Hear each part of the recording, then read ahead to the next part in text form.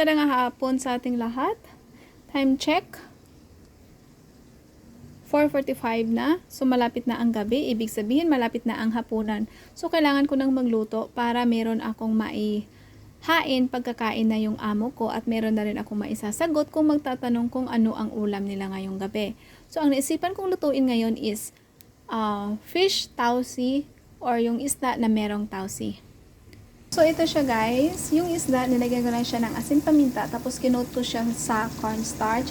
Para pag pinirito ko, is hindi siya tatalsik sa akin. So, ito na. Nagprito na ako. So, babalik ta rin ko na lang.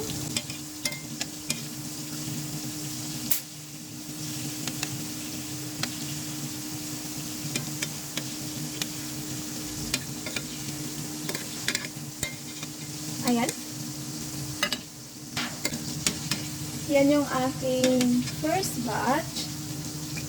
Pagkatapos ng first batch, ito yung second batch. Ito pala yung aking mga kailanganin. May bawang, bell pepper, kamatis, sibuyas, dahon ng sibuyas. At syempre, hindi mo malilimutan ang black beans. Okay, hanguin na natin ito.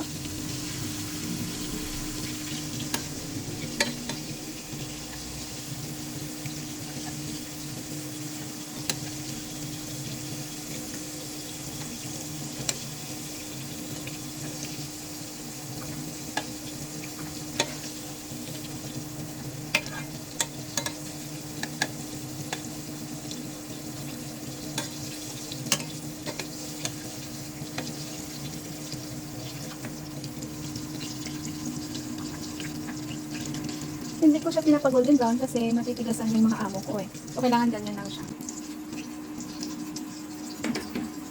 So, dito naman tayo sa second batch.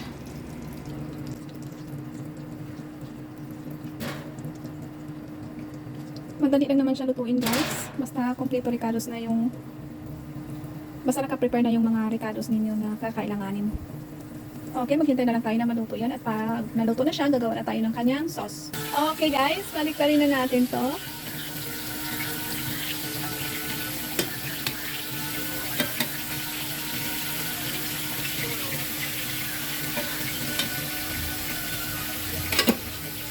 Ito, ang last batch ko, tapos na.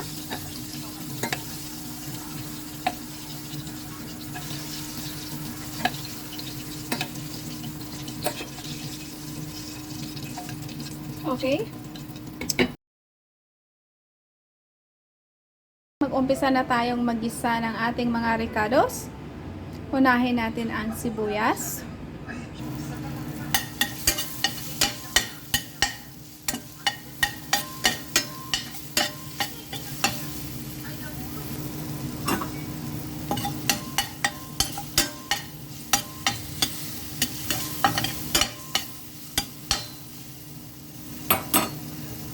Isunod natin sa kamatis.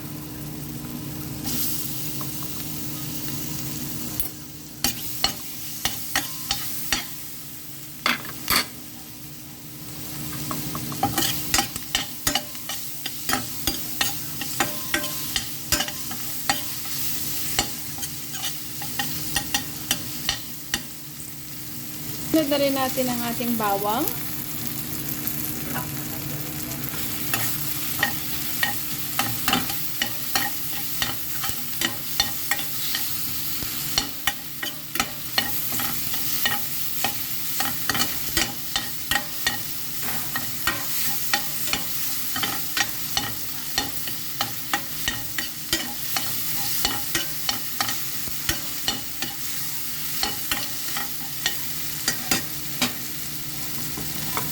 Ang bell pepper or siling pula. Kampanang siling pula.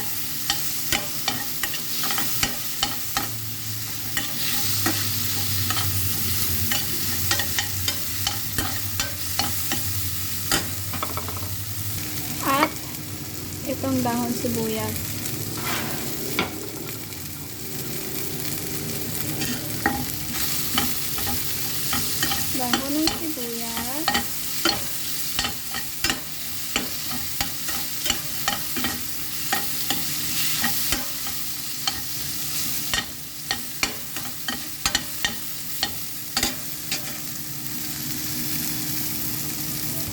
At syempre, itong ating tausi.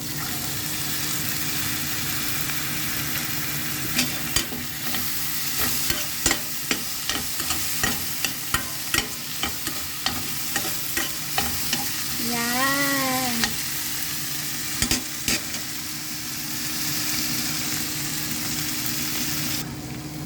Add butter na tayo. Isang basong tubig.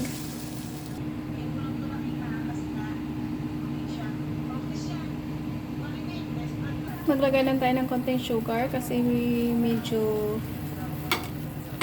maalat. Wala akong ibang ginamit na panimpa dito guys, kung hindi yung black beans lang. At kapag maalatan kayo, magdagdag lang kayo ng sugar or lagay lang kayo ng sugar para mabawasan yung alat. Wow! Ayan na guys, tapos na ang kanilang hapunan. May uulamin na naman itong mga amo kong ito. Sana magustuhan nila ang aking niluluto.